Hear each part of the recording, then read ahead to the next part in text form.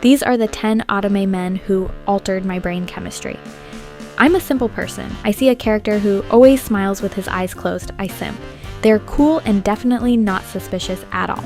Saint Germain is always so calm and unreadable that he activates my detective mode. What's he hiding? What's he truly feeling? And his route did not disappoint. It's heavy and intense, with a forbidden romance that has that I shouldn't want you, but I do yearning. Also, I'm a sucker for the centuries of loneliness trope, being alone for what feels like forever, yet only ever loving one person and risking everything for them. Basically, forever and one. Ah, him. I just need an excuse to post this meme again. At first, Haiji comes across as naive, harmless, and unconcerned about pretty much everything. Though he's absent-minded, like he's still half asleep in his own world, he also seems quietly observant. Despite seeming so innocent and aloof, he can be surprisingly flirty. He's strangely hard to read for someone who seems so simple. It made me wonder if he knows more than he lets on. Is he really who he claims to be?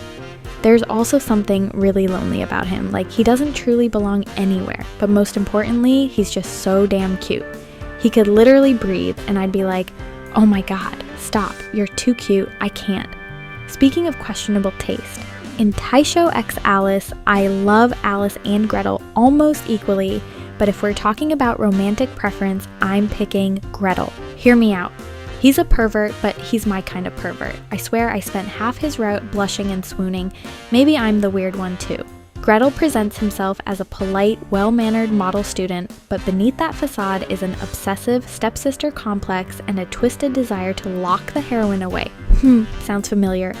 Anyway, I love that contrast.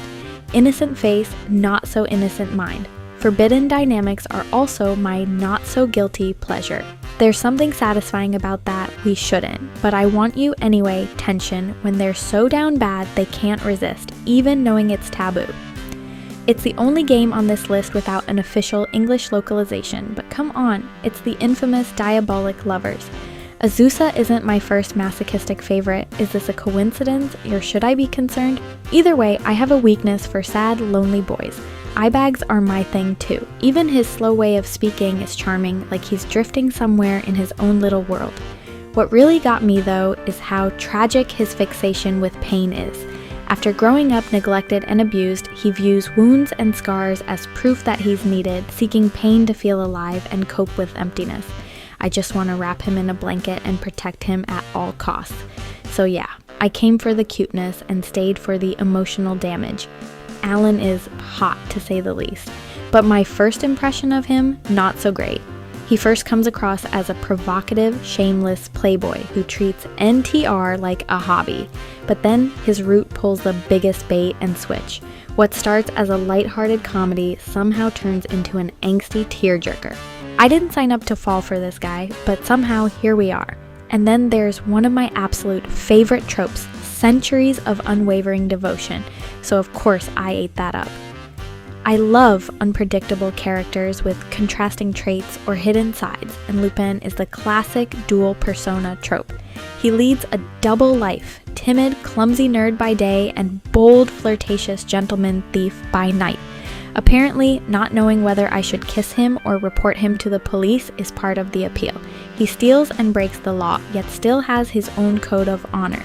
That mix of elegance and rebelliousness makes it hard to tell whether he's a criminal or a hero, or whether I should trust him at all. His dynamic with the heroine makes that even better. A playful cat and mouse romance where he teases and toys with her, leaving her guessing how much of the real him she's seeing. That's what keeps me hooked. I like walking contradictions, and Minami is a perfect example. A massive liar who's also painfully honest. He first presents himself as this cute, innocent little boy. Except surprise, he's actually a manipulative incubus in disguise. The audacity. But that's exactly what makes watching him go from I want to eat your soul to oh no, I catch feelings so fun. The internal battle between eat her and date her is peak entertainment, and despite looking the most shota out of everyone, he gets the spiciest scene. Someone clearly had favorites. Shiraishi is an eccentric criminal profiler who smiles all the time, which somehow makes him more unsettling, not less. No one really knows what he's actually feeling, maybe not even him. He He observes people with this detached curiosity, like amusing lab specimens, casually plays psychological mind games, and is quick to cut off anyone he finds boring. Oh, and he's obsessed with cats, so naturally, I relate. Watching someone so disconnected from normal human emotions slowly learn to understand them is what makes his route special to me.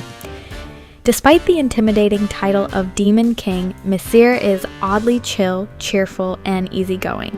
Or is he? He jokes around constantly, occasionally dropping something deeply concerning with the same energy as discussing the weather. And sure, refusing to stay past midnight while dodging every question about his home realm is totally not suspicious. I had to know what he was hiding, and his route rewarded me with dramatic twists and the exact kind of bittersweet controversy I can never resist. Kuroyuki is basically mischief in human form. He loves pulling pranks, but around the heroine, he's affectionate and brazenly flirtatious. He looks like a cinnamon roll, but I've learned not to trust the frosting. Probably my type isn't an obviously dangerous villain, it's a morally gray disaster disguised as dessert. That contrast between a bright exterior and a hidden dark side hits even harder once his traumatic past is revealed. The heroine is like his anchor to reality and the only comfort he has left. With that much emotional baggage, how could I not be sold? Yeah, I never stood a chance.